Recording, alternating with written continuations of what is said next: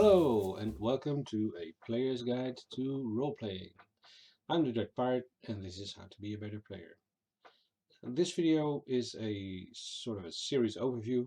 I will be going over what you can expect from this series, and I will do a brief sort of introduction or the overview of the basics of role-playing. Um, this video might be a little bit more aimed at starting players, but certainly the other all videos I will try to offer something of interest to all players, not just starters, but intermediate and experts as well. Like I said, this is pretty much the basics, but in other videos I will be covering character creation, the mechanics of various role-playing games, and um, how to uh, bend the rules or use the rules to your benefit to create an interesting character right from the start. How to do a proper background and what to share with your players or your GM, or what not to share with the other players or your GM. Alignment, um, how to play a evil character or a interesting character, and how not to be a boring paladin. Well, boring to my personal taste. Of course, yours might differ. Immersion, what can you do to immerse yourself in the world or offer immersion to those other players at the table? Funny voices. Creative roles, um, how to be creative with your roles, creative solutions to problems, not just the basic stats or skills that you would think of firsthand. Table etiquette, of course, a topic, how to behave at the table, what to do and what not to do. Narrative play as an option instead of just rolling. Motivation, your motivation to play, but of course more the motivation of your character to do the things that they are doing. And meta knowledge, always an interesting topic. What do you know and what does your character know? There's lots and lots more I will be covering.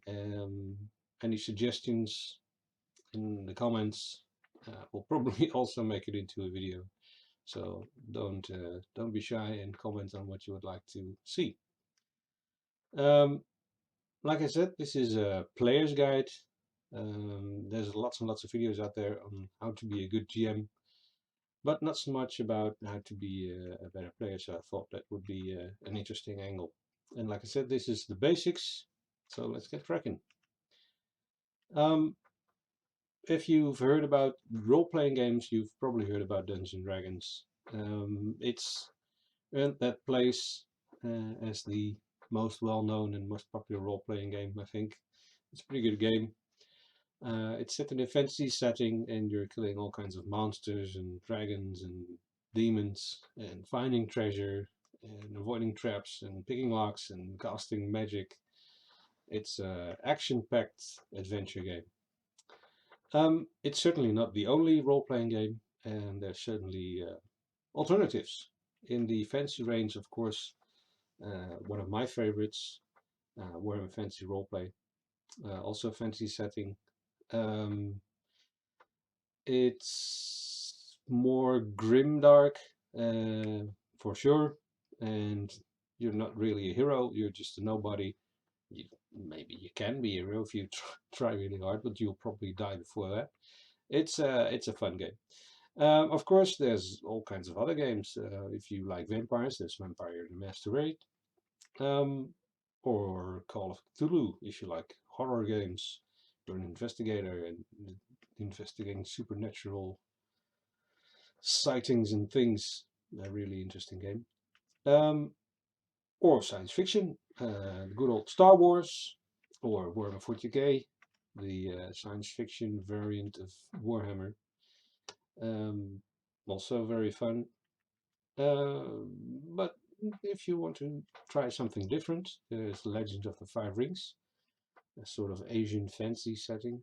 Numenera, I've always find a very interesting setting. It's Earth in 40 million years in the future, or worlds, the universe in 40 million years in the future, and you're discovering all kinds of strange technological, sort of magical artifacts.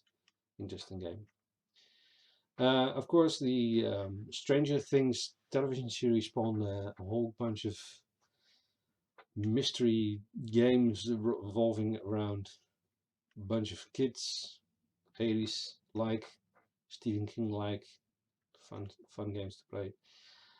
Video games and books also spawn a lot of role-playing games, which are of course very well known in Dragon Age. Also computer games. Um, Books also made into movies, and movies then again made into role-playing games, or novels, or comic books made into role-playing games. Basically, anything you can think of can be made into a role-playing game. Probably somewhere out there's even someone who made an Excel sheet into into a role-playing game. But what all these things have in common is that there's an interactive story. There's a plot, things are happening, and the story is not fixed, it's not set, but the people involved in the game, the players at the table, all take part in it and influence the outcome of the story. It is interactive. You can play this at the table with your friends. Certainly in the current time it's a bit more difficult, but there's all sorts of virtual tabletops like Roll20 or Foundry that allows you to play online with your friends. Another variant of role-playing is LARPing, live action role-playing. Mostly these people will get together in some kind of woodland area because that's a nice setting, and they dress up and they well, do live action role playing. I've never done it myself. It looks interesting, but it's not my thing. But sure, yeah. And there's also, of course, the computer games like Fallout or Skyrim or The Witcher or Dragon Age. This video series will be covering more the tabletop role-playing, but everything I discuss here, all the tips and tricks, will certainly apply you can certainly use to your benefit in other versions of role-playing, certainly in LARPing, and probably also in computer gaming. I mean, you're more playing solo, so you're not getting anything back from the computer, but sure, why not? Most games have some kind of uh, leader or coach or mentor, usually referred to as a dungeon master or a games master, that guides you through the story, plays the role of all the bad guys, tells you what's happening, and stuff like that. There can also be non-player guides, like maybe a DVD that has some story elements on it, or there are cards that you draw every now and then and they will explain what's going on, or even a book where you browse to and it says if you do this, go to number so and so, if you go left, you go to number so and you browse through the book from back to front um, to see what's going on, what's happening. That's basically how I started, actually, with the fighting fantasy games. A lot of fun. But most games will have some kind of person that is like the narrator or the leader, the player, um, uh, session master, games master, dungeon master, that will guide you through the game. Don't forget, this person is also a player. He might not be playing, or they might not be playing a player character, but they are sure a player at the table. As a player, you will be in charge of a character, and usually this involves some kind of sheet, an overview, some table or something with statistics on it, usually abbreviated with stats. These statistics show how good your character is in certain things, their skills, their talents, their powers, things like health is a very common thing, of course. Intelligence is often a thing. Combat skills, ranged skills like shooting, wisdom or willpower is often something that's noted on there. Stealth is a very recurring skill, and luck also plays a very big role in all of these games. Usually it is in some form of points you can spend or something. But all these things are listed on your character sheet, and when there's a decision to be made or when there's an action to be taken, you look at your sheet and decide which of the attributes of your character you're going to use for this particular case, and then you roll some dice, you draw a card, or you do something to determine the outcome of your action or your decision. And that's the interactive part. Sometimes you can just dictate what's happening, but most of the times there's some kind of there's an element of randomness involved. This randomness is usually with the aid of dice. Six-sided dice, but all kinds of funky sided dice, four-sided to 20-sided. Also, you will often hear 100-sided dice. Well, that's usually with the use of two 10-sided dice, where one is the tens and one is the digits. But there's also games out there that use cards, regular playing cards, but also sometimes specially made cards. Well, think of Magic the Gathering. It's not really a role-playing game, but you could role-play it. And it has specially made cards, but there's different role-playing games that have specially made cards.